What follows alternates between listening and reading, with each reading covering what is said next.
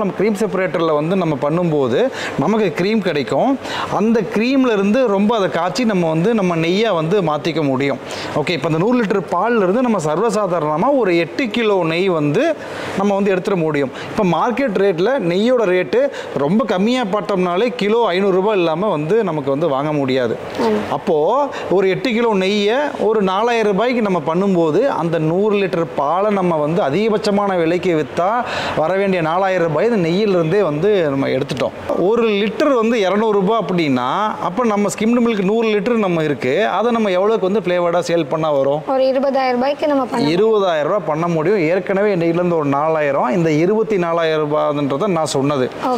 Okay, இது தியரட்டிக்கலாக நம்ம சொல்லும்போது ரொம்ப நல்லாவே இருக்கும். ஆனால் இதில் இருக்கிற சேலஞ்ச் என்ன அப்படின்னா, இந்த ஃப்ளேவர்ட் மில்கை நீங்கள் டைரெக்டாக கொண்டு போய் நேரடியாக நீங்கள் கஸ்டமருக்கு சேர்க்கும் போது கண்டிப்பாக அந்த லாபம் வந்து கண்டிப்பாக இருக்குது.